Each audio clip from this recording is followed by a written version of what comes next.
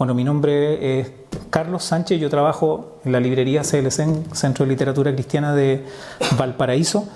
También participo de la Iglesia Bautista de Quilpué y también en el ministerio que es de Imagen Bautista, que se dedica principalmente a difusión y traducción de materiales bautistas, tanto históricos como modernos, pero con una perspectiva un poco más reformada. Ya en general, dentro de los bautistas se desconoce de que también habían bautistas con convicción reformada. En general es como una línea semi-reformada durante algún tiempo, pero cada vez han ido apareciendo también interés porque se encuentran con materiales que existen y dicen, oye, no ubicaba mucho a este autor, es bautista, pero también tiene una convicción más hacia el lado reformado.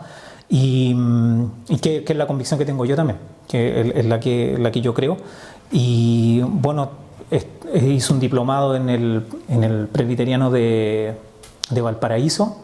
También estudio en un seminario online de Estados Unidos.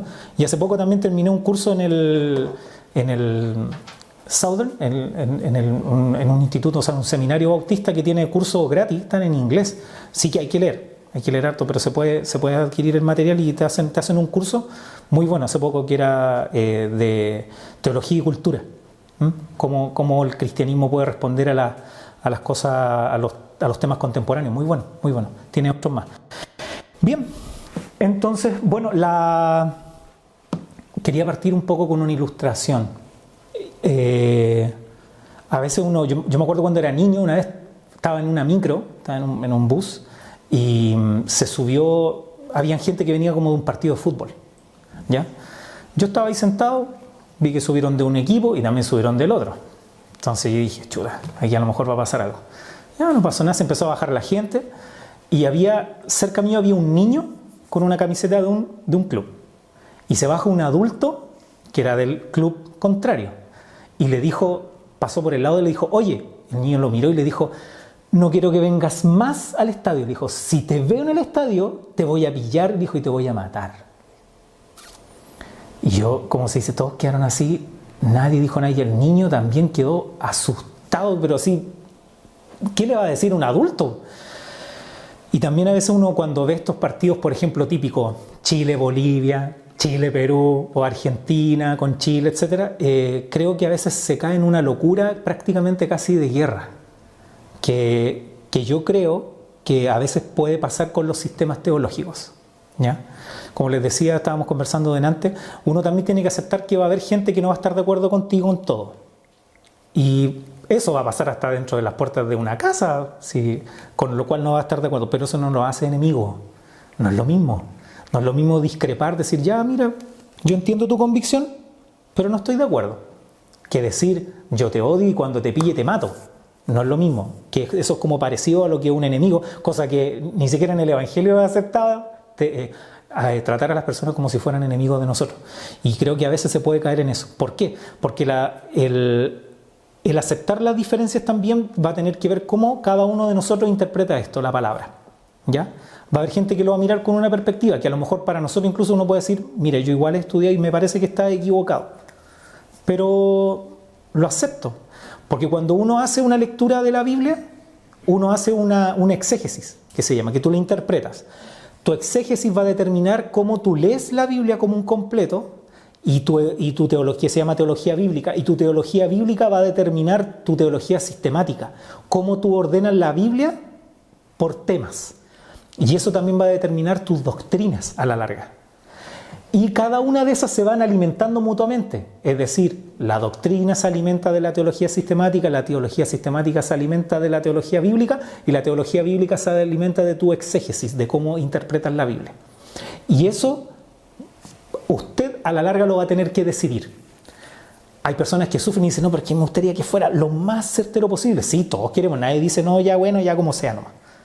Pero a veces va a llegar un punto en el cual tú vas a tener que decidir tu teología bíblica, tu exégesis, todo. Tú vas a tener que decidirlo, vas a decir ya, este fue el que más me convenció. A lo mejor no me soluciona todo, porque eso es imposible. De este lado del sol, como dice Eclesiastés, no.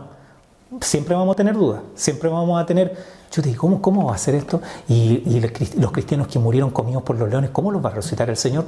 Problema de él.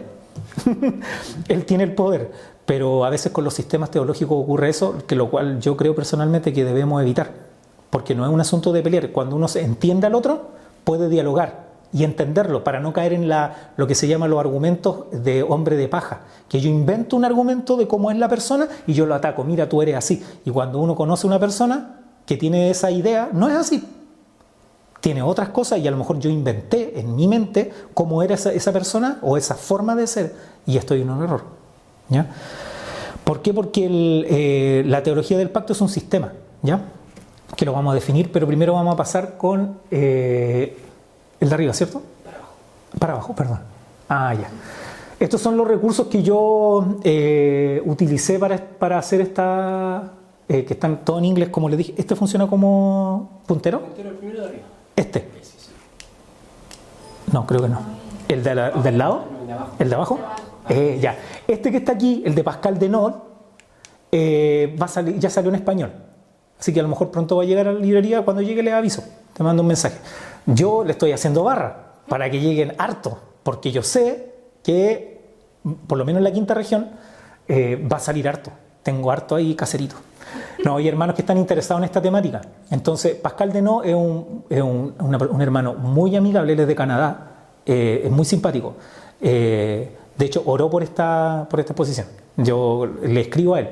Cuando tengo dudas con respecto a teología del pacto, es muy amable. Tú le escribes y él te responde. Muy amable, muy simpático. Y los otros 4, bueno, casi todo esto, el único que tengo en físico es este. Porque todos los demás los tengo en digital por asuntos también de económicos. De hecho, permiso. Aquí está ese, el último lo tengo aquí. Casi todos están en inglés. Sin embargo, hay uno que está en español, pero no lo puse aquí porque yo no lo ocupé. Pero existe, que se llama Desde el huerto del Edén hasta la gloria del cielo. Esa es teología del pacto desde una perspectiva bautista, está en español. ¿Ya? Por ahora no he vuelto a llegar a la librería, pero eventualmente va a llegar. Pero como no lo ocupé, porque yo tengo este otro, no lo puse aquí, pero eso también es una opción. Yo todo esto, y en la página tanto de Imagen Bautista como de Federalismo 1689 que también pueden encontrar, ellos tienen harto material también disponible para descargar y para leer. ¿Ya? Entonces, ¿para abajo me dijiste? Excelente, ya. Vamos a definir un poco lo que es este sistema de la teología del pacto.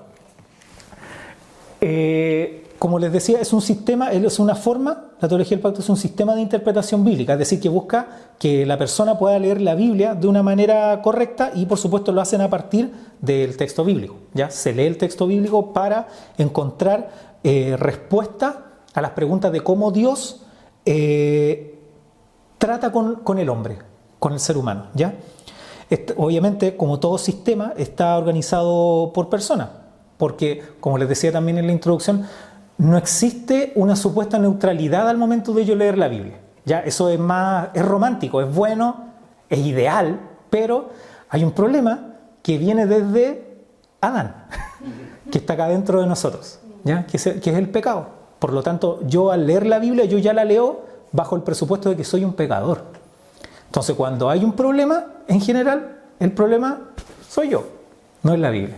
Entonces, ¿puedo cometer errores al interpretar la Biblia con un sistema? Sí, sí se puede. Lo ideal es que esos errores vayan desapareciendo lo más posible. O sea, esa es la intención del que lee la Biblia y quiere ir desarrollando un sistema. Pero no hay neutralidad, esa es la realidad. No existe una persona, no, yo aquí vengo sin prejuicio hacia la Biblia. No, si los traemos, por ejemplo, hombre y mujer, ya tenemos una forma de pensar diferente. A lo mejor al hombre no le va a traer, por ejemplo, la historia de Ruth tanto, pero David sí, ¿no es cierto? O por ejemplo, como las mujeres, las damas, cuando leen, por ejemplo, la historia de la mujer con flujo de sangre. No tiene el mismo peso que cuando lo lee un varón, ¿cierto? Porque también tiene que ver con algo como son las mujeres. Todo eso ya es un prejuicio, porque lo voy a leer con un sentimiento diferente, que no es malo en sí, no es malo en sí, solamente que hay que asumirlo, eso es, hay que asumirlo. Yo voy a la Biblia como persona de Latinoamérica, que habla español, soy hombre, mujer, me crié en cierto lugar. Todo eso va a prejuiciar cuando nosotros leamos la Biblia. Entonces, no hay neutralidad en esto. Y es muy similar a lo que nosotros podríamos decir, la teología del pacto es como un mapa, en el cual nosotros vamos a ir viendo cómo los pactos forman el relato bíblico. cómo lo van formando, el peso que tienen, porque no es un tema aislado, es un tema que está presente en toda la Biblia, ¿no es cierto? Se busca comprender la historia bíblica y las partes de este sistema que son los pactos que Dios hace con los hombres. Por ejemplo, ¿qué pacto uno puede ver? A ver, diga un pacto. ¿Con Abraham? ¿Cuál otro? Con David. ¿Quién más? ¿Ah? ¿Qué otra persona diga? Ah. ¿Qué otro más? Nadie se va a enojar, ¿no? Adán. Con Adán. También tiene un pacto, ¿no es cierto? ¿Sí? Moisés. Con Moisés, el pacto mosaico. En este estudio vamos a tratar de verlos todos, ¿ya? Ahora, la forma en la cual hay autores que dicen, ya voy a elegir todos estos pactos. Otros dicen, ya me voy a centrar en estos pactos. Cuando ustedes adquieren algún libro, algunos, por ejemplo, los van a tomar todos en forma como un trocito cada uno, otros se van a enfocar en uno y van a tratar de sacarle todo el jugo a ese pacto para entenderlo lo mejor. En general, el pacto que más se analiza entre la teología del pacto es el de Abraham. El que más le sacan el jugo, ¿ya? Pero los demás también son importantes, ya no es que sean menos importantes, pero la verdad que el pacto de Abraham se repite mucho, permea la Biblia, es el que más permea la Biblia. No significa que los otros no salgan, pero es el que más la permea. Es notable las veces que la palabra pacto aparece en la Biblia o la palabra juramento y sus derivados que están en una relación familiar. Por ejemplo, a veces decir, no, yo juro por mí mismo, hace un llamado, hace una declaración, llamé, hice un pacto, etc. No siempre la palabra pacto se nombra para definir que hay un pacto ahí. Dios habla, dice, yo juro que haré esto contigo, con tu descendencia, juro que haré esto nunca va a faltar uno de tus descendientes en el trono. A veces no necesariamente dice pacto, sino que también jura. Y no siempre está relacionado con la palabra, a veces se dice que tiene que haber un sacrificio de por medio, no siempre. Por ejemplo, el pacto con David no tiene sacrificio. ¿Ya? Pero para que sea más o menos una idea que puedan tener. Dios tiene una relación de compromiso y lealtad, primeramente consigo mismo. Es la relación trinitaria y después con la humanidad. Él es el rey. Dios nunca ha roto sus promesas, pero constantemente las está recordando, incluso cuando los humanos la quebrantamos. ¿Ya? O sea, primero, como dice la palabra también, Dios es fiel. Dios es fiel, primero consigo mismo. Ahora, sin embargo, el asunto del pacto no es el centro de la Biblia. El centro de la Biblia es Cristo. ¿Ya? El pacto es una forma en la cual vemos esta relación, pero el que está en el núcleo, el sol de este sistema, es el Señor. ¿Ya? Todo lo demás gravita, tiene importancia por supuesto, pero Él es el centro. Es decir, el pacto es la estructura y el lenguaje en el cual la revelación de Jesucristo viene a nosotros y es a través de ella que podemos darle sentido.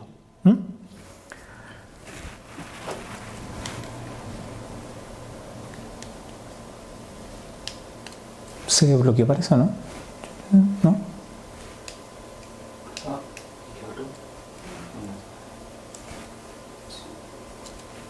Ah, porque está activo.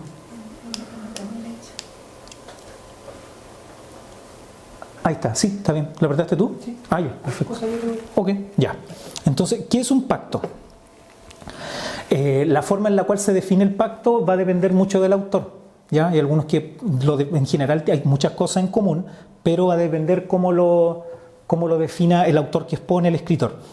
Aquí voy a colocar algunas citas, ¿ya? Un pacto no es más que la declaración divina concerniente al método de percibir el amor de Dios y lograr la unión y comunión con Él. ¿Ya? Ese es un autor que es Coxius. Un pacto es una declaración graciosa del soberano placer de Dios concerniente a los beneficios que dará al hombre, la comunión que tendrá con Él y las formas y maneras por las cuales será disfrutado por ellos. Ese es Nehemiah Cox o Nehemiah Cox, que es un bautista muy conocido. Tiene mucho que ver entre la relación entre un rey y un vasallo. ¿Ya? ¿Por qué? Porque no es un trato entre iguales. Un trato entre iguales, por ejemplo, cuando usted va y compra y le dice, ¿cuánto cuesta el kilo de papa? Tanto. Es un igual. La persona le da las papas y usted le da el dinero. Ahí hay un pacto. Se hizo un pacto y usted hizo una transacción. Pero con Dios no. Oye, Carlos, yo te voy a bendecir. Bueno, sí, voy a ver si acepto. No. No, eso no existe. Es una relación, es unidireccional. ¿Ya? Cuando usted lee la Biblia, Dios pone las condiciones. No es el hombre. El hombre ni siquiera negocia. No hay una negociación. ¿Ya? Dios pone las condiciones, como se dice. Cuando el Señor se involucra en un pacto, esta relación conlleva la entrega de su bondad, su misericordia y su sabiduría. Dios no tiene ninguna obligación de entrar en un pacto con nosotros, pero decidió hacerlo para mostrar su amor, bondad y todos sus atributos en la creación, ¿ya? O sea, en ninguna parte, como les decía, como no es entre iguales, siempre es una decisión soberana de Dios y de gracia, ¿ya? Después vamos a hablar la diferencia, eso sí, todos los pactos en su esencia o en su forma son de gracia. ¿Por qué? Porque el hombre no lo merece. Dios decide hacer el pacto, ¿ya? En las diferentes, por ejemplo, en los diferentes ejemplos que ustedes nombraron, ¿ya? ¿Alguna pregunta hasta este momento? ¿Estamos bien? Ya. Se entiende. Debido a que Dios es Dios, moralmente perfecto, entre paréntesis, Él establece los términos de la relación que no pueden ser de otra manera más de que perfecta justicia, ¿ya? Eso es claro. Cuando Dios hace las demandas, uno dice, oye, pero esta cuestión nadie la alcanza. Claro, porque es Dios. Él exige eso porque no puede exigir menos. Porque si no sería imperfecto. Sproul bromeaba a veces, decía, Dios no dijo ya, todos tienen derecho a un pecado, por ejemplo, gratuito, una cosa así. No, no podría, porque sería como un medio chasquilla Dios, medio al lote. No es así Dios. Dios lo hace así, de esa manera tan exigente ante nuestros ojos, por nuestra pecaminosidad, porque Dios es Dios y Él es perfecto, Él es santo. Y Él establece los términos, obviamente, porque sin justicia, que eso podría ser que es un paralelo a la palabra santidad, nadie podría ver a Dios, ¿ya?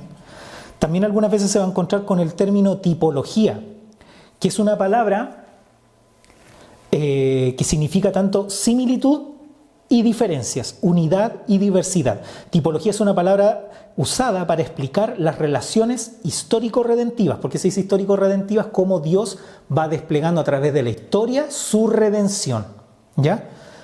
Entre personas, por ejemplo, los lugares también, por ejemplo, una ciudad, un sector, los eventos, las acciones o cosas, especialmente desde el antiguo hacia el nuevo, ¿ya? Por ejemplo, el tipo es la imagen estampada. A ver cómo hacerlo, incluso lo puedo hacer con mi mano. ¿Ven la sombra de mi mano ahí atrás? ¿Algo? ¿Sí? ¿La alcanzan a ver? Ya. Esa sombra es el tipo de mi mano, pero no es mi mano. Y este sería el antitipo, mi mano. El tipo es la sombra, ¿ya? Por ejemplo, en el Antiguo Testamento ustedes pueden encontrar tipos de Cristo que se parecen. Por ejemplo, a ver, digan algunos si se acuerdan de alguno. Moisés, ¿ya? David. ¿Ah? David. David. ¿Y cosas no? Oseas. Cosas, por ejemplo, que sean un tipo de Cristo. ¿Ah? Ya, ese es un animal. ¿Y una cosa? ¿Un objeto? El arca. El tabernáculo. Juan 3:16, por ejemplo. O el 17. Así como la serpiente fue puesta ahí en el desierto, ¿no es cierto? Así será levantado el Hijo del Hombre. Que hablaba de su crucifixión. Porque la serpiente estaba arriba de ese palo. No es para volvérselo con el buen sentido de, tremendo. El arca. La subida de Abraham con Isaac al sacrificio. ¿Quién llevaba la madera? El hijo. En la espalda. Tremendo. Es notable. ¿Y qué significa Isaac? No, ¿qué significa el nombre Isaac? Risa. La alegría del Padre. ¡Wow! ¡Chum! Tremendo. ¿Ya? Esos son tipos y antitipos. El antitipo casi siempre en este caso sería Cristo. ¿Ya? Y el tipo son estas pequeñas, porque uno dice, sí, David es como un tipo, pero no todo lo de David. Ahí está, igual que Moisés. ¿Ya? Sansón es un tipo de Cristo también. Y uno dice, ¿pero cómo? Sí, se metió con sus enemigos, derrumbó todo y los derrotó. Aparentemente derrotado, derrotó. Ahí hay un tipo de Cristo, pero no todo lo que hizo Sansón es Cristo, ¿no es cierto? Ahí está. Por eso es similitudes, pero también diferencias, que también sirven para ejemplificar. Tanto lo que es igual como lo que es diferente. Vamos a hacer un pequeño recorrido histórico. Vamos a ver si funciona ahora. Ya. Un breve recorrido histórico, ¿ya? Con respecto a la teología del pacto. Como les dije, bueno, es el estudio de cómo Dios hizo pacto con el hombre desde el principio del mundo, la conexión entre Dios y sus criaturas, y obviamente mirando las Escrituras, siempre uno ve que los pactos tienen diferentes objetivos. Y la historia bíblica ocurre con estos pactos entrelazados. Ya por eso es muy importante ir revisándolo. En general, la teología del pacto se desarrolló, no significa que antes de la Reforma Protestante no hubiera nada de la teología del pacto, solamente no como sistema, pero sí hay muchos indicios de que ya habían cristianos de los primeros siglos con algunas ideas, sobre todo lo que es tipo antitipo, el pacto de gracia, etc. ¿Ya? Pero ya como un sistema armado se le debe principalmente a los protestantes, a la Reforma, de ahí para adelante. ¿Ya? Por ejemplo, Ulrico Zwinglio, o Ulrich Zwinglio, que está aquí, él fue el que tuvo debates con los anabaptistas. ¿Ya? Entre paréntesis, no hay que confundir los anabaptistas con los bautistas, no tienen el mismo origen. ¿Ya? Y tienen diferencias también teológicas bastante grandes. ¿Ya? Sí tuvieron comunión, en el sentido de sobre todo por el central, lo que era el bautismo, que era lo que ellos protestaban, pero en el desarrollo tanto teológico como de eclesiología, los bautistas los superaron. Porque los anabautistas fueron reaccionarios, eran casi, bueno, y de hecho por eso le dicen, a ese periodo le dicen la reforma radical, porque ellos fueron muy radicales en su reforma.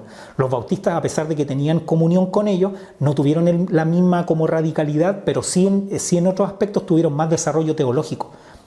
Y los bautistas principalmente se desarrollaron en Inglaterra, ¿ya? En el proceso del puritanismo. Ahí es donde está el peso del desarrollo bautista, ya no con los anabautistas. Porque también, por ejemplo, habían anabautistas que incluso decían de que el Dios del Antiguo Testamento era uno y el del Nuevo era otro, incluso eran medios místicos, decían que recibían nuevas revelaciones, haga esto otro, y ahí ya se separarían un poco de los bautistas, porque eran mucho más conservadores en esa área. Él tuvo, Ulrich Zwinglio, debates puso las bases del paidobautismo, del bautismo de infantes. ¿Ya? Él empezó, se podría decir, prácticamente con ya debates y exposiciones con respecto a esa temática. Bullinger hizo el aporte de definir la distinción entre la sustancia y la circunstancia de un pacto. Ya, la sustancia es la esencia de lo que es el pacto. Es de obra, es de gracia, y la circunstancia es lo que está alrededor de ese pacto, cómo ese pacto se trabajaba en la práctica. Ya, qué es lo que yo tenía que hacer para que este pacto funcionara. Él hizo eso, Bullinger, el que está ahí con una chaqueta de color. Y sin embargo, el teólogo de mayor influencia es Calvino. ¿Ya? Él fue en la Institución, tiene 3 capítulos casi llenos de lo que es teología del pacto, y por supuesto él fue el que hizo prácticamente las bases del federalismo que se llama paido-bautista. ¿Ya? Y hizo que la declaración de que tanto el antiguo como el nuevo pacto son 2 administraciones de un solo pacto, del pacto de gracia, ¿ya? El cual los bautistas no están de acuerdo con eso, ¿ya? Pero después lo vamos a ver. Calvino, como otros que comparten el federalismo paido-bautista, creen que el pacto de gracia es un pacto mezclado, o sea, eclesiológicamente hablando, es decir, que la iglesia está compuesta por regenerados y no regenerados, que conviven, ¿ya? Pero que están dentro del pacto. Y el desarrollo más robusto se empezó ya en el siglo XVII, y también puede encontrar a William Perkins, William Ames, Johannes Coxius y otros también, y también bautistas, Nehemiah Cox, John Spilsbury y otros también que ayudaron en eso. Nehemiah Cox es un bautista particular, después voy a definir por qué, el editor de la Confesión de 1689. Él es uno de los editores de esta, se cree que es prácticamente el cerebro detrás de esta confesión, Nehemiah Cox. Y tiene claramente una convicción pactual. Y también él escribió un libro que se llama Un discurso de los pactos hechos por Dios con el hombre antes de la ley, que también como que fue el que más se difundió durante ese tiempo. Sin embargo, como también comentaba adelante, estábamos conversando, el desarrollo de la teología en sí del pacto es con el tiempo. Nadie llegó así, ya aquí está el libro definitivo o algo así. De hecho, hasta el día de hoy se sigue investigando con respecto a eso. Pero ya ahí ya está más sólido en ese tiempo. Vamos. Ya. ¿Por qué delante hablé de bautistas particulares? Porque dentro del desarrollo de los bautistas de la denominación se hicieron 2 corrientes. Uno que eran los bautistas particulares y los bautistas generales. Los bautistas generales tenían una convicción más similar a la de los arminianos, que se llama, ¿ya? Que la salvación es posible que se pierda, y tenían otras características también con respecto a su desarrollo. En cambio, los bautistas particulares son más calvinistas, ¿ya? Eran muy similares a lo que podríamos decir los presbiterianos de la época. De hecho, muchos de ellos se formaron como presbiterianos, o mejor dicho, como anglicanos, ¿ya? Y que tenía una teología calvinista. Pero después, con todo el desarrollo turbulento también de los debates y de la problemática que hubo en el puritanismo, ellos desarrollaron una teología más propia, bautista y al mismo tiempo particular, o reformado, que también se dice, que también algunos dicen, no puede ser bautista reformado. Bueno, no importa. Yo considero que no tiene ningún problema. Si le gusta tener para ellos la exclusividad de lo que es reformado, bueno, tiene que ver más que nada con las convicciones, ya que tanto le pesan o no. Entonces, vamos a ver un recorrido a través de los pactos para analizarlo. La teología del pacto, desde la perspectiva bautista, reconoce una progresión de pactos históricos con distintos arreglos diseñados para servir como sombra y establecer definitivamente el pacto de gracia a través de la obra de Cristo. El pacto con Abraham prometió el Evangelio, el pacto con Moisés muestra el costo del Evangelio, y el nuevo pacto estableció el Evangelio. Esa es la diferencia con respecto a las otras posturas. Yo principalmente me voy a centrar en describir la que creo, ¿ya? ¿Alguna consulta hasta este momento?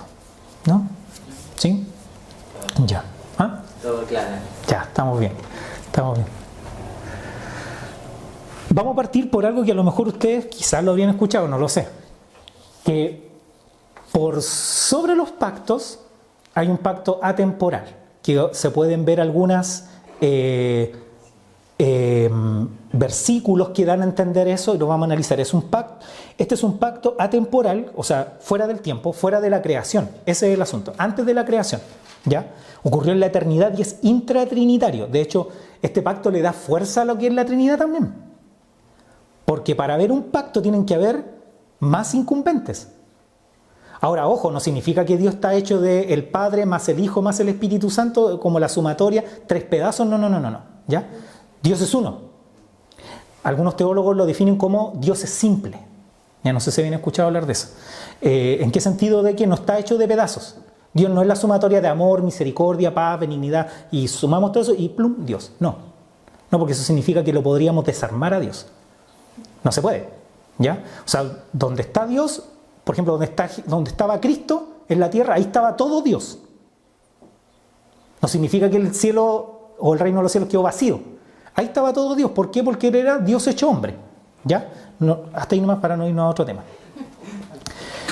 Entonces, la redención viene a través de la obra de Cristo en la cruz, en el tiempo, y es prefigurada en el Antiguo Testamento por tipos y sombras. Esa es como la clave de una de las descripciones que yo tengo como convicción, y también los bautistas particulares, que es que la redención es en un tiempo, en el momento en que Cristo vino, vivió y murió y resucitó por nosotros, pero en el Antiguo Testamento se va revelando, se va prometiendo.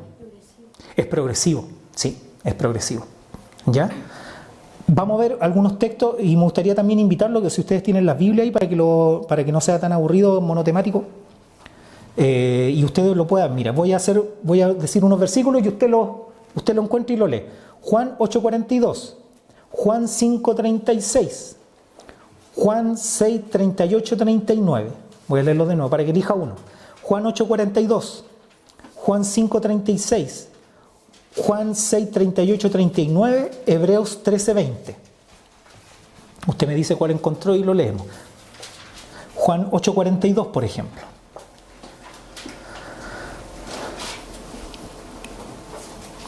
¿Lo encontraste? Dale, a ver, Juan 8:42. Juan 8:42 dice así.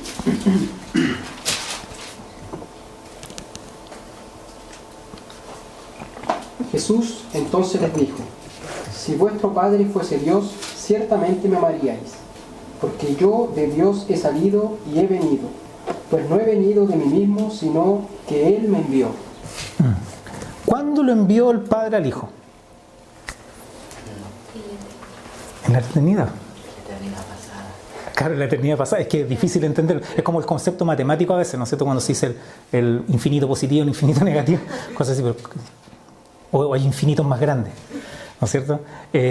Claro, en la eternidad, porque ahí estaba la relación con el Padre, en la eternidad, planificando esta redención, ¿ya? Juan 5:36.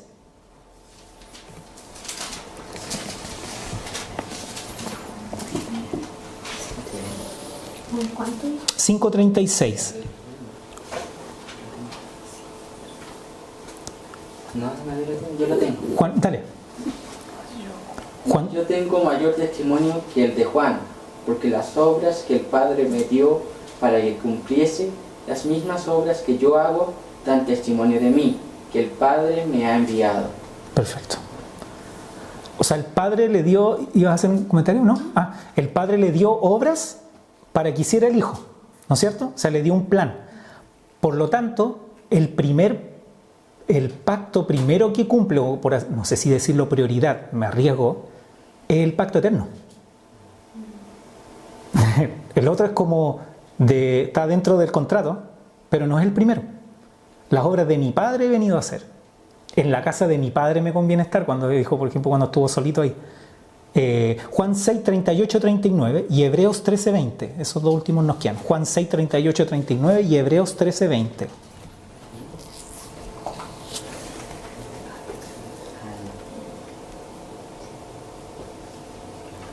Del hermano. 6:38. Y 39. Dice, porque he descendido del cielo no para hacer mi voluntad, sino la voluntad del que me envió. Y esta es la voluntad del Padre, el que me envió, que de todo lo que me diere no pierda ya nada, no pierda yo nada, sino que lo resucite en el día postrero. Wow. O sea, la resurrección. Jesús, aunque yo sé que sabe la respuesta, ¿la muerte en la cruz era el plan A o el plan B?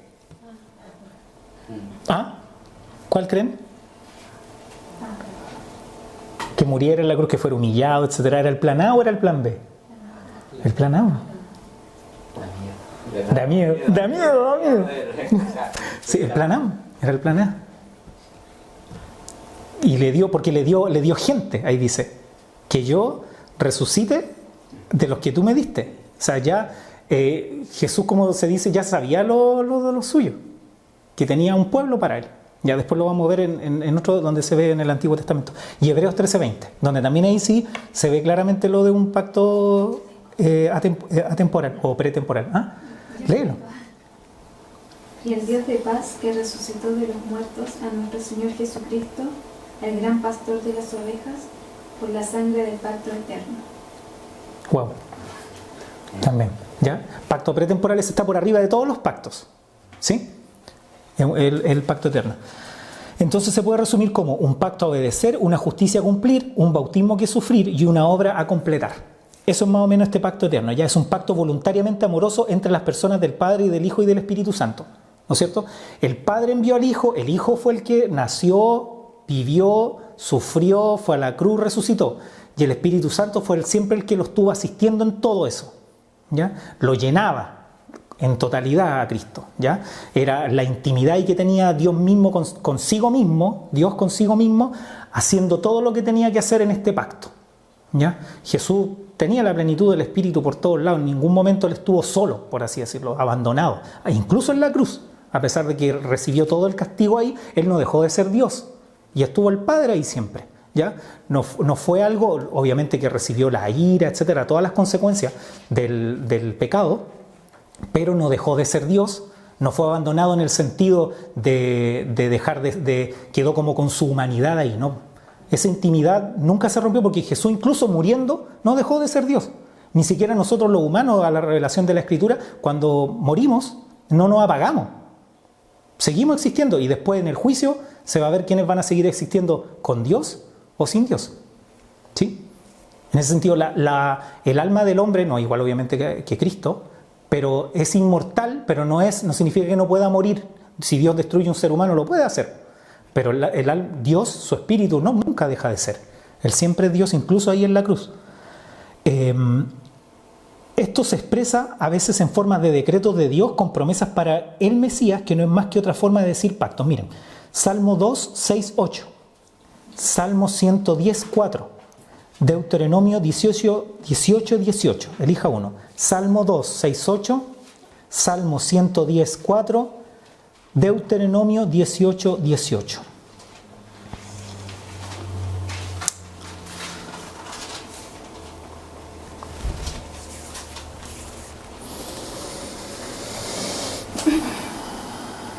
Salmo 2, ¿quién lo tiene? ¿Usted? Yo. Ya, ahí lo va a leer el hermano Vladimir. Del 6 al 8. Ya. Pero yo he puesto mi rey sobre Sión, mi santo monte. Yo publicaré el decreto. Jehová me ha dicho, mi hijo eres tú, yo te engendré hoy. Pídeme, y te daré por herencia las naciones, y como posesión tuya los confines de la tierra. Rey. Ahí tiene la promesa de Dios de decretarlo como rey, al hijo. ¿Ya? Salmo 110, 4. Hermana. Ha hecho memorables sus maravillas. Clemente y misericordioso es Jehová. 110, ¿sí? 110, 4. Dele nomás, lo corregimos. De nuevo. Juró Jehová y no se arrepentirá. Tú eres sacerdote para siempre, según el orden de Melquisedec. Que ahí también es una prefigura de Cristo, ¿no es cierto? Un rey que significa mi Dios es justicia, o el rey de justicia. Melec es rey. Dios es justicia, espero no haberme carrileado, pero era un rey de Salem, que es un similar, es una forma diferente de decir Shalom o Jerusalén, paz, rey de paz. Y además cuando se presentó a Abraham, le presentó pan y vino. ¿Más claro? Entonces, y lo interesante es que a diferencia del sacerdocio levítico, hay una diferencia con el sacerdocio de Melquisedec. ¿Qué es lo que pasaba con él? Supongamos si tú eras sacerdote, eras levita. ¿Qué pasaba con tu hijo?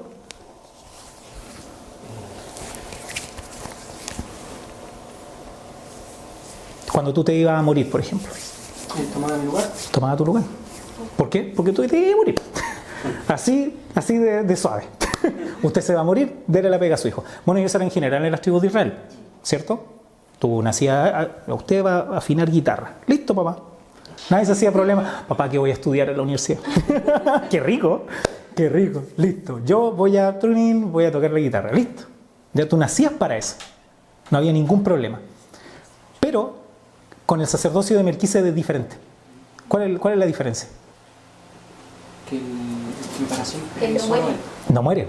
No muere. Entonces no se hereda. No se hereda, no es heredable. Es para siempre. Tú eres el sacerdote, pum, se acabó. Y tanto para siempre. O sea, se refiere que siempre fue un sacerdocio eterno. No perece. ¿Ya? Genial. Extraordinario. Lo cual da más confianza. Porque eso significa que ese sacerdote nunca va a cesar de interceder por nosotros. Gloria a Dios. Deuteronomio 18, 18, que esta es una palabra de Moisés.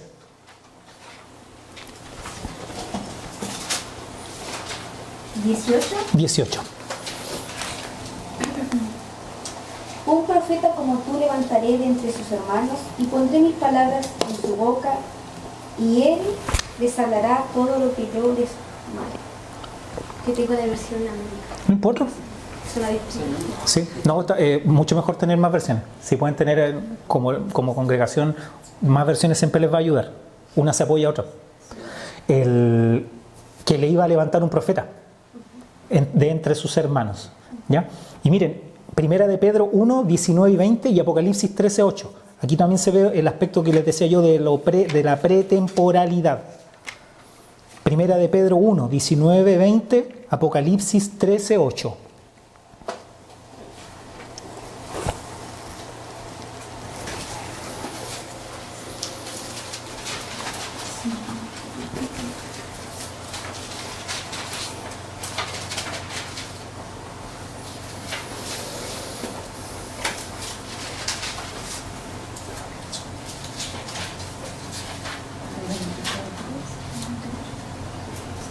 Primera de Pedro. Ya, hermano, usted lo encontró. Dedocracia. Dice, sino con la sangre preciosa de Cristo, como de un cordero sin mancha y sin contaminación, ya destinado desde antes de la fundación del mundo, para manifestar en los postreros tiempos por amor de vosotros. Extraordinario. También. Por eso también revela que no era el plan B. Y Apocalipsis 13:8. Que este es más complicado, pero también sirve como respaldo. Apocalipsis 13:8. ¿Lo encontraste tú? Dale. Y la adoraron todos los moradores de la tierra, cuyos nombres no estaban escritos en el libro de la vida, del Cordero que fue inmolado desde el principio del mundo. Ahí está, ahí algunos, por ejemplo, dicen el libro de la vida antes de la fundación del mundo, o el libro del Cordero antes de la fundación del mundo que fue inmolado. Ahí a veces hay debate con respecto a cómo se ordena, pero ya se ve de que hay una intención de Dios con Cristo antes de la fundación del mundo. ¿Ya? Eso es más que nada. ¿Alguna pregunta? Porque aquí sería, Dios por supuesto, este sería como el resumen del pacto eterno, ¿ya? Este pacto atemporal por arriba de todos los pactos. Y Dios no es como el Dr. Brown de Volver al Futuro, que vio y dijo, Marty, tus hijos se fueron presos, ahora vamos a tener que ir a arreglarlo. No, ¿no es cierto? Dios no miró el tiempo es creación de Dios, ¿sí? Dios está fuera del tiempo, ¿ya? De hecho, Dios no habita en el cielo. No está dentro del cielo. Si Dios estuviera dentro del cielo, sería una criatura, estaría limitado. Dios lo llena. Llena el cielo. Wow. Plop. Cuando lo entendí no me ocupo en la cabeza y eso está bien, mejor para mí. Porque Dios Él no está abarcado dentro del tiempo. Si Dios mirara el tiempo, significa que el tiempo fue previo a Él. O que estaba anexo a Él. Yo miré que se iba a portar mal, ya lo voy a perdonar. No. Dios creó el tiempo. De hecho, hasta Einstein se dio cuenta de que, no sé si usted sabía que el tiempo y el espacio están de la mano, ¿cierto? Si usted tuerce el espacio, tuerce el tiempo, ¿ya? Vea la película Interestelar y ahí va a entender. Notable. Ahí lo explican muy bien, ¿ya? Listo, pacto eterno, ¿sí? ¿Alguna consulta? ¿No? Ya, ¿cómo los bautistas particulares veían el pacto de obras? ¿Ya? Como les dije, bueno, la diferencia entre bautistas particulares y generales, uno era más de convicción, uno era de convicción calvinista y otro era de convicción más arminiana, ¿ya? En este caso nosotros seríamos particulares. Claro, si tienen una convicción de, por ejemplo, justificación solo por fe, predestinación y elección, que siempre van de la mano, y ¿cómo se llama esto? Y que la redención, Cristo murió por un pueblo. Por eso se llama particular, que murió por gente particular. A veces hay posturas teológicas, por ejemplo, que dicen que se podría poner un símil, que Dios murió como por sillas dentro de un lugar. Y el que entra y se sienta, se salvó. ¿Ya? El particular dice, no. Está en esa silla, pero el que se sienta, mira para atrás y está el nombre pegado en la silla. Pero eso solamente no lo vemos nosotros. Ese es el asunto que hay que tener cuidado, ¿ya? Nosotros no tenemos lentes de Superman de salvos. No lo tenemos. Por eso la predicación es a todo el mundo. Y el que cree es salvo, ¿no es cierto? Nada de no tiene pinta de salvo. No, esa cuestión es... No. Trampa del diablo. No. Nosotros no tenemos. Y no significa también... El sacrificio particular no significa que la sangre de Cristo sea, el sacrificio de Cristo sea limitado. Que alcanzó para eso nomás y bueno, no hay de otra. No. De hecho, de ahí lo vamos a ver en este pacto, vamos a ver si sale dentro de la teología, un análisis con respecto a eso también, ¿ya? Entonces, el pacto de obras es el pacto, espérenme un segundito, creo, no lo traje. Si pudiéramos hacer una línea... Imagínense la creación del mundo, Dios creó a Adán, ahí está el pacto de obras, ¿ya? Ahí está. El pacto de obras tiene que ver con Adán y su posteridad. Génesis 2, 15, 17. Génesis 2, 15, 17. ¿Tú? Dale. 2, 15. Al 17. Tomó, pues, Jehová Dios al hombre y lo puso en el huerto de Edén, para que lo labrara y lo guardase. Y mandó Jehová Dios al hombre, diciendo, de todo árbol del huerto podrás comer, mas del árbol de la ciencia, del bien y del mal no comerás, porque el día que de él comieres, ciertamente morirás. Perfecto. ¿Ya? O sea, este pacto era ¿qué hubiera pasado si Adán hubiera obedecido?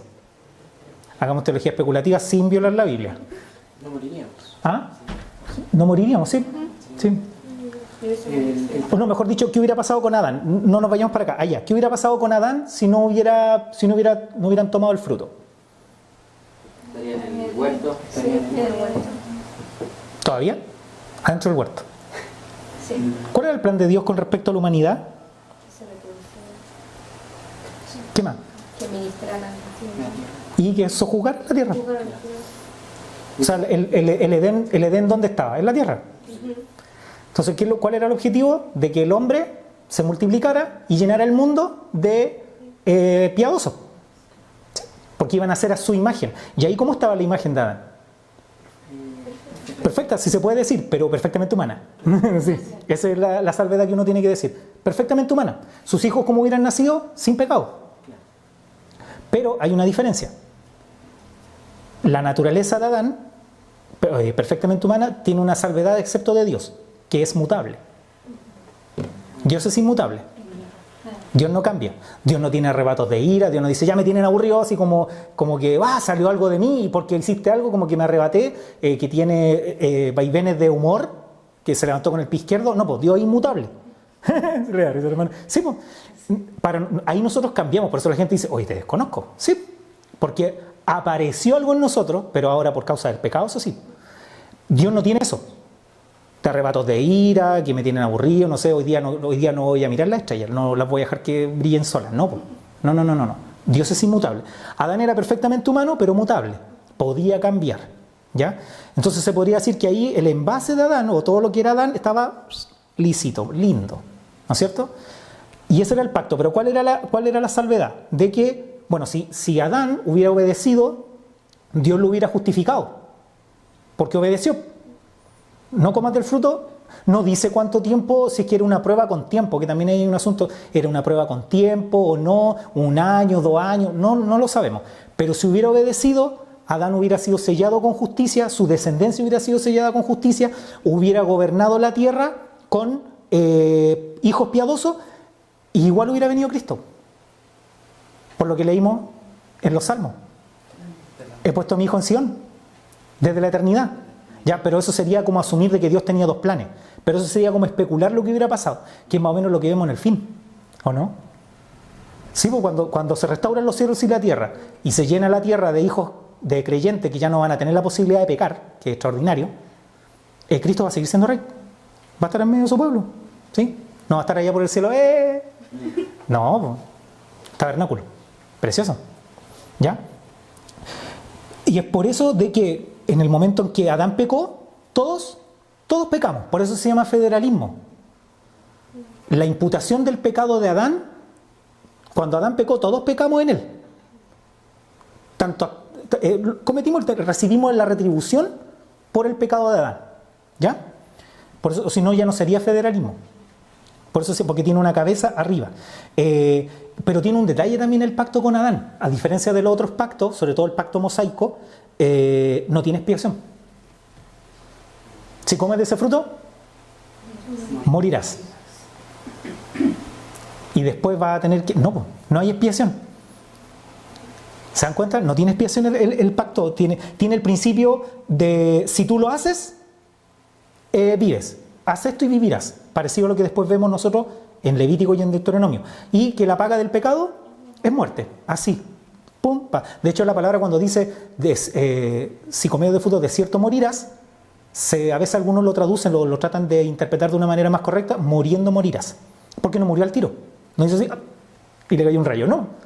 Pero fue un deterioro. Que se ven las consecuencias hasta el día de hoy. Se cae una fruta, se pudre. Puedes tener a tu animalito con las mejores terapias, los mejores alimentos, y va a envejecer, se va a morir y se va a enfermar. Se va a deteriorar lo humano nomás. Creo que incluso los animales viven muy poco como un ejemplo para nosotros. Porque un niño, por ejemplo, a lo mejor no va a tener la posibilidad de ver, por ejemplo, morir parientes cercanos tan seguido.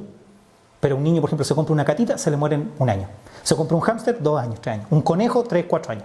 Un perro, 8, 9, 10 años. Ve varias muertes. Entonces, tal vez Dios permite eso para que la persona diga, yo te parece que no soy nada inmortal. Como recordatorio. Porque los animales también sufrieron, toda la creación sufrió consecuencias. Las estrellas también sufrieron consecuencias de la caída de Adán. Se deterioran, se empiezan a explotar, chocan unas con otras, supernovas, agujeros negros, toda la cuestión. La caída. La caída. Es decir, que en este pacto la vida eterna se ganaba, pero ahora este pacto es ineficaz para darla. Vean lo que dice Gálatas 3:21 y Romanos 8:3. Chuta, ya se va a cumplir la hora, Dios mío. Estoy tratando de saltarme, lo menos posible. ¿Qué dije? Gálatas 3:21 o Romanos 8:3.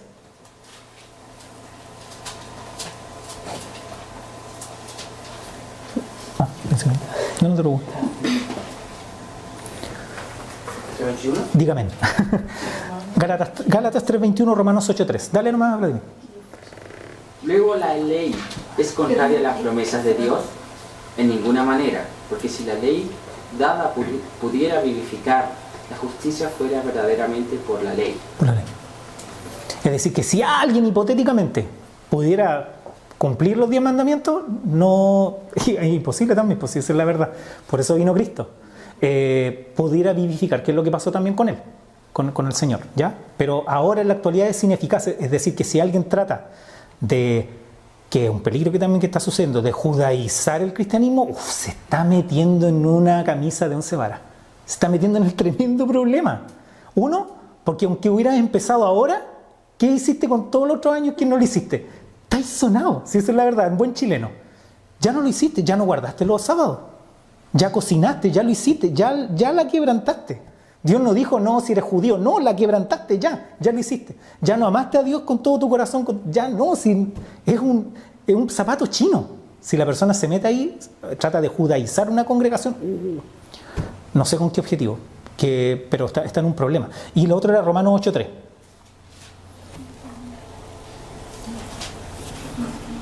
Amén. Dele nomás. Porque lo que era imposible para la ley, por cuanto era débil por la carne, Dios enviando a su Hijo en semejanza de carne, de pecado, y a causa del pecado condenó al pecado en la carne. Como dice John Owen, tiene un libro que se llama La muerte de la muerte en la muerte de Cristo. Extraordinario. Es un misil. Ese está traducido, pero está traducido en un delgadito, un resumen. Porque los puritanos, oye, a veces son tremendos. Entonces tú estás leyendo y vuelven de nuevo y extienden un poco más, después se devuelven, lo extienden de nuevo. Entonces de repente tú dices, chuta, esto ya lo leí ya. Pero nosotros estamos obsesionados con la lectura rápida. Deme los 3 pasos al tiro para hacer. No, pues ellos no, se tomaban el tiempo, leían, meditaban, la masticaban. Y él escribió un libro que se llama así, La muerte de la muerte es la muerte de Cristo. En español le pusieron La muerte de Cristo, creo. Y ahí toca ese tema también. Y John Piper también tiene un libro chiquitito que se llama Pecados Espectaculares. Muy bueno, muy bueno. Ahí habla de esa temática, de cómo en la muerte de Cristo el Satanás se suicidó. Oh, tremendo. Cómpralo. Entonces, antes de la caída, Adán gozaba de todo del favor de Dios. Pero después de la caída, ya no. ¿No es cierto? Ahora es objeto de su ira. ¿Ya? Pero al mismo tiempo, si leemos Génesis 3:15, vemos un detalle que aquí ya empieza otro tema dentro de la teología del pacto. Génesis 3:15.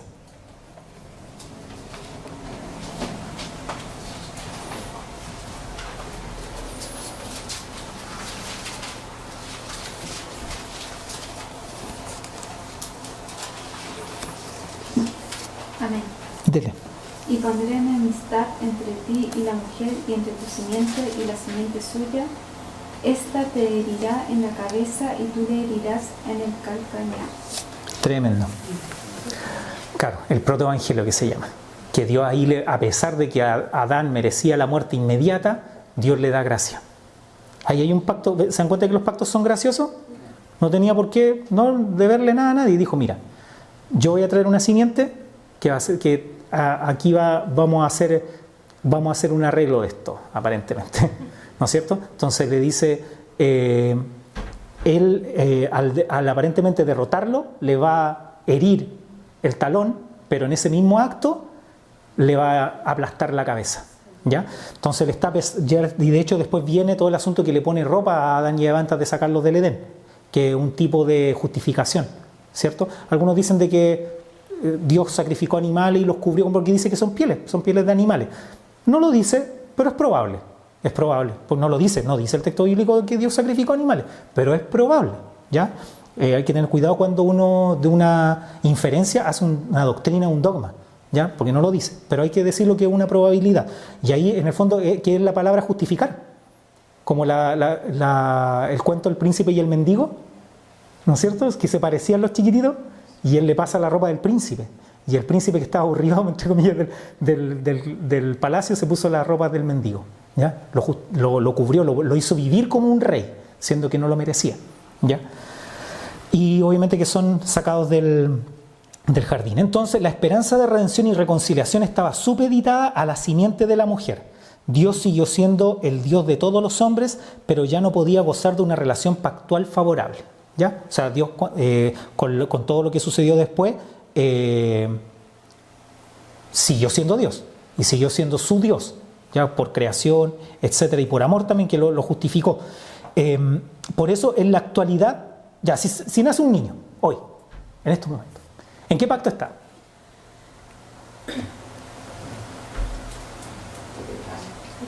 ¿Cuándo nace? ¿Ah?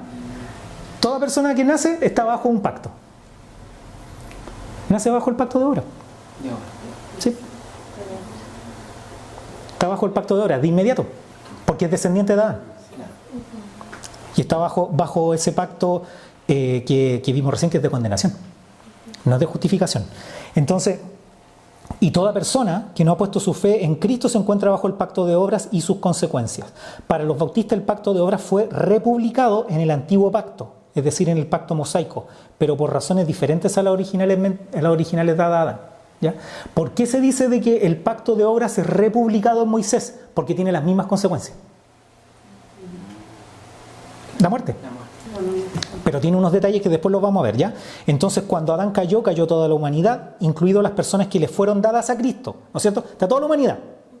Dentro de su humanidad hay un círculo que no sé de qué deporte será, que están los que Dios le dio, que dice la Escritura, ¿no es cierto? De los del mundo tú me diste, Juan capítulo 17. Tiene un montón de teología ese versículo, o sea, ese capítulo. De los que del mundo tú me diste, se los dio a Cristo, ¿ya? Cuando cayó Adán, esos también cayeron. ¿Sí? Porque si no habría gente que nace santa y la otra pecadora. No, ¿no es cierto? Todos nacen bajo la humanidad caída de Adán. La única diferencia, y junto con la declaración de juicio sobre la serpiente, vino la declaración del protoevangelio, que lo vimos recién, donde se promete que la simiente en singular, no es un grupo, aplastará la cabeza de la serpiente. Y por eso, como ellos creyeron, Adán y Eva creyeron en eso, al parecer, por eso fueron puestas esas ropas, ¿ya? Bien, ahora un breve comentario al pacto de Noé, ¿ya? Dentro de los pactos también está el pacto de Noé. ¿Cuál es el detalle del pacto de Noé? Que es un pacto con la creación, ¿ya? Cuando Dios llamó a Noé que construyera el arca, que ahí hay otro tipo de Cristo, ¿no es cierto?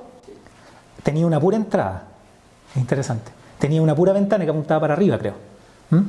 Y es similar que los que se quedaron fuera del arca perecieron, los que estaban adentro del arca se salvaron. ¿Eran perfectos cuando se metieron al arca? Si ¡pum! Noé se transformó en un ser perfecto inmediatamente. No, igual que tú. Cuando la persona viene a Cristo, sí, yo acepto a Cristo en mi corazón, o recibir, aceptar, lo que sea, no se hace santo de inmediato. La diferencia está. Una vez el pastor Adrián Rogers hizo una analogía, dijo: Noé se puede haber caído del tercer piso del arca para abajo, así, hasta el primero, tremendo porrazo, pero se cayó adentro. Así somos los cristianos. A lo mejor a veces va a pasar por el tremendo porrazo, y a la medida en que crezca la congregación se va a notar más, entre más gente, más pecado. Sí, pues, sí. Y cuando tengan esas cositas que pequeños fariseos, se van a dar cuenta de la profundidad del pecado y de la profundidad del pecado de ustedes también. Y ahí es donde ustedes van a tener que aprender a recibir y a entregar gracia también. Con los niños, uff. ¿No es cierto, papá? Sí, pues, se aprende un montón. ¿Por qué? Porque uno también puede transformarse en un legislador de los hijos, sabiendo de que su corazón tiene que ser regenerado por Dios nomás. Entonces, debía construir el arca y por la fe, ¿no es cierto? Dios le dijo, construye el arca. Y se acuerdan que en ese tiempo, como dice la Escritura, no había llovido, había apenas como vaguada costera, se podría decir. Entonces todos, mira lo que está haciendo Noé. Me imagino cómo tienen que haber sido los stand-up comedy en los tiempos de Noé, ¿no es cierto? Todos se burlaban de Noé. Entonces, por la fe nomás, pero primero era la fe. Después iba al mismo tiempo la fe construyendo el arca. Y es similar al pacto con Adán, pero este pacto incluye todos los animales y toda la creación. Porque con todo ese desastre que ocurrió, Dios salvó al mundo. Porque, no sé si usted sabía, por ejemplo, usted dentro de los genes que tiene un par de perros, tiene los genes para producir todos los perros del mundo, todas las razas. Porque las razas son combinaciones que ha hecho el humano nomás. Pero usted dentro de los animales, usted tiene todos los tipos de combinaciones para producir todas las razas de perros, eso es genética. Por eso, por ejemplo, un Doberman puede cruzarse con un pastor alemán, ¿o no? ¿Y qué va a salir? Una mezcla. Sí, el quiltro chileno. No, va a salir una mezcla. Entonces, después, ¿qué es lo que fueron haciendo los humanos? Encontraron algunos parecidos. Miren, más grandes, estos son buenos para perseguir a la oveja. Y los cruzaban con otro que era similar y empezaban a producir una especie. Porque sigue siendo perro. El chihuahua, el San Bernardo, todos son perros. Pero el material genético es el mismo, la diferencia es cómo se expresa. Por eso arriba del arca no tenían que estar todos los animales de todas las especies, no es necesario. Y después se volvieron a reproducir, pero era un pacto con la creación, ¿ok? ¿Sí? Ya eso es un detalle, pero también para que vean que es un pacto, ¿ya?